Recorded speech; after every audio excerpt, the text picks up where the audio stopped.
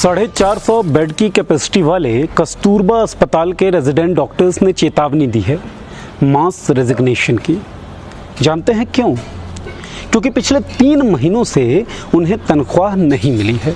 Corona warriors, front liners और न जाने किन किन उपाधियों से उन्हें नवाजा गया सोशल मीडिया पर। सरकार ने उनके लिए तालियां बजवाई, थालियां बजवाई और लगता है केवल इसी में उसने डॉक्टर्स के प्रति अपने कर्तव्य की इतिश्री समझ ली, लेकिन ऐसा है नहीं।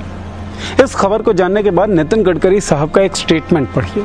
नितिन गडकरी साहब ने मध्य प्रदेश में जन संवाद रैली को संबोधित करते हुए कहा कि देश में आर्थिक युद्ध शुरू हो गया है। हम बहुत बड़े संकट की स्थिति में हैं। हमारे मजदूर, हमारे किसान, गरीब सभी लोग संकट के मुहाने पर खड़े हुए हैं। उद्योगों के लिए भी खतरा बना हुआ है। कई राज्यों के पास अपने कर्मचारियों को देने के लिए तनख्वाह नहीं है। अच्छी बात है कि सरकार से जुड़े एक मंत्री को इस बात का भान हुआ कि आर्थिक युद्ध शुरू हो गया है और आर्थिक संकट बहुत बुरी तरीके से गहरा गया है।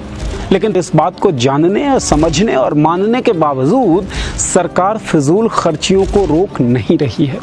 एक तरफ नौकरियां छिन रही हैं, एक तरफ कंपनियां बंद हो रही हैं, एक तरफ अर्थव्यवस्था चरमरा रही है, लेकिन केंद्र की सत्ता में काबिज भारतीय जनता पार्टी का ध्यान राजनीतिक रैलियों पर है।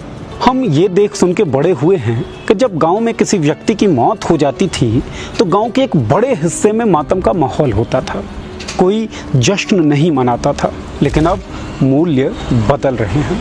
कोरोना संक्रमण, लॉकडाउन और आर्थिक कमियों के कारण लोगों की मौत का सिलसिला जारी है और भारतीय जनता पार्टी के नेता मशगूल हैं वर्चुअल रैलियां करने में। गृह मंत्री अमित शाह, नितिन गडकरी और राजनाथ सिंह अब तक बिहार, बंगाल, मध्य प्रदेश, महाराष्ट्र और उड़ीसा में ये वर्चुअल रैलियां कर चुके हैं। मीडिया रिपोर्ट्स की माने तो बिहार की वर्चुअल रैली में 72,000 एलईडी टीवी का प्रयोग किया गया। वहीं बंगाल में 70,000 फ्लैट टीवी स्क्रीन और लगभग 15,000 जायंट एलईडी का प्रयोग किया गया। करोड़ों रुपए भारतीय जनता पार्टी की सरकार ने अपने इस वर्चुअल रैलियों पर खत्म कर दिया। सनद रहे कि वही पार्टी और वही सरकार है जो अपने प्रवासी मजदूरों को आराम से घरों तक नहीं पहुंचा पाई थी। सनद रहे कि आखिरकार जब इन मजदूरों के लिए श्रमिक स्पेशल ट्रेन चलाई गई तो उसके किराए को लेकर भी खासा बवाल मचा हुआ था। अब आपको दूसरी तस्वीर दिखाते हैं। वीडियो के शुरुआती हिस्से में हमने चर्चा की थी उन डॉक्टर्स की जिन्हें पिछले 3 महीने से तनख्वाह नहीं मिली। लेकिन अगर जमीन पर देखें तो करोड़ों लोगों की हालत कमोबेश ऐसी ही है, जिनके पास लॉकडाउन के बाद आय का कोई साधन बचा नहीं। इकोनॉमिक टाइम्स की एक रिपोर्ट है। इस रिपोर्ट के मुताबिक देश की 15 शीर्ष स्टार्टअप्स ने बड़ी संख्या में छंटनी की है। ये रिपोर्ट चुनिंदा स्टार्टअप्स की है, लेकिन हालात लाखों लोगों के लिए यातनापूर्ण और दुखदायी हैं।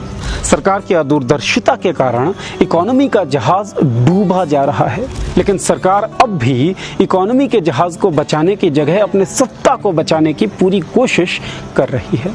बीजेपी राज में पत्रकारों के खिलाफ एफआईआर और सवाल पूछने वाले अधिकारियों का सस्पेंशन धड़ल्ले से हो रहा है।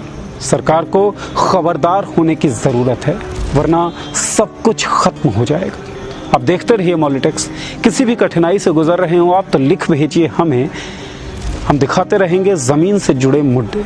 सब्सक्राइब करिए हमारा चैनल, लाइक कीजिए हमारा फेसबुक पेज अगर फेसबुक पर देख रहे हो ये वीडियो। शुक्रिया। आपका मुद्दा बनेगा देश का मुद्दा। मॉलिटिक्स ऐप पर शेयर करिए अपनी बात हमारे साथ, हम उठाएंगे आपकी आवाज।